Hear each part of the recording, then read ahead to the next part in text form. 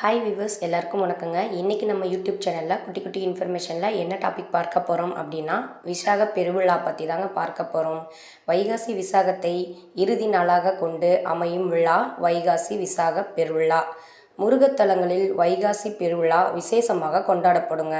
வைகாசி விசாக பெருவிழா தலம் அருகில் இல்லாவிட்டாலும் அருகில் உள்ள தொன்மையான சிவாலயத்திற்கு சென்று அங்குள்ள முருகனை அர்ச்சித்து வழிபாடு செய்ய வேண்டிய நாட்கள் வைகாசி விழா நாட்கள்.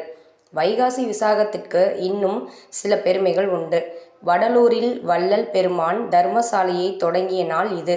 புத்தர் பிறந்தது, ஞானம் பெற்றது, பரிநிர்வாணம் உற்றது ஆகிய மூன்றும் நடந்தது வைகாசி பௌர்ணமியில்தான்.